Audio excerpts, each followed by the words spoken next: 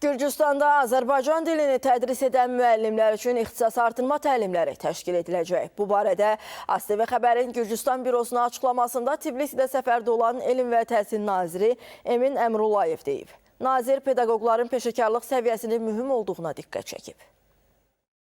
Əsas prioritet təbii ki, ilk növbədə təhsil sahəsində, yəni burada olan Azərbaycan məktəblərində təhsil keyfiyyətinin artırılması, müəllim hazırlığı ilə bağlı qarşılıqlı işlərin görülməsidir. Dünən ilk görüşümüzdə də bunu müzakirə etdik ki, Azərbaycan dili dərsinə aparan, tədris edən müəllimlərin peşəkar inkişafı, yəni onlar üçün ixtisas artırma təlimlərinin ən qısa zaman ərzində Azərbaycanda və yaxud da Gürcüstanda təşkil edilməsini planlaşdırır. Oxşar tədbirlər də o cümlədən Gürcü dilini tədris edən müəllimlər üçün Azərbaycanda və ya Gürcüstanda təşkil oluna bilər. İndi Gürcüstanda bildiyiniz kimi müəyyən təhsil islahatları belə başa düşürəm ki, yaxın vaxtda planlaşdırılır və ən azı müzakirə olunur.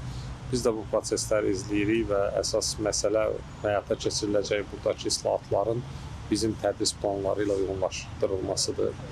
Çünki əvvəlki belə deyək, dövrdə müəyyən mənada burada 12 illik təhsil var, bizdə 11 illik təhsildir və bu mənada hansısa uyğunsuzluqlar da var idi. Bunların aradan qaldırılması gündəmdə olan məsələdir.